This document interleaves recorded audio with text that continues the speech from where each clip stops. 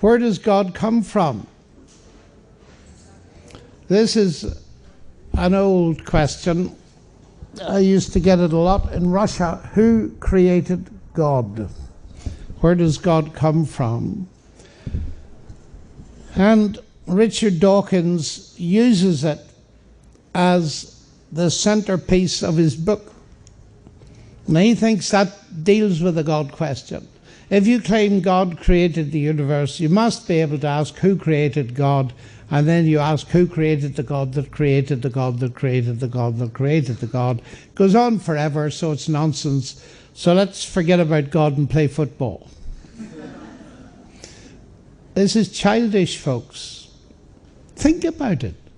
If you ask who created God, you're assuming God was created. What if he wasn't? The question doesn't apply. It's as simple as that. It doesn't apply to uncreated gods.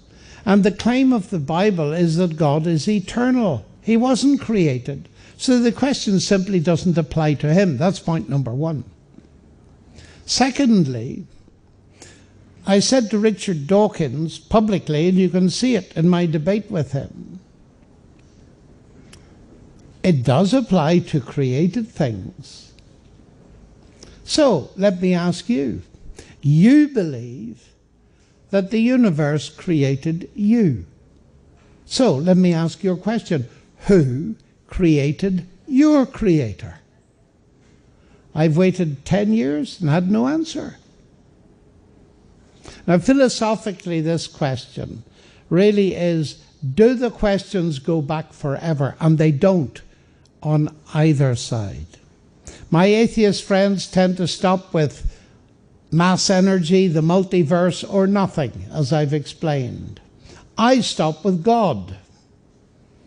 Both sides stop.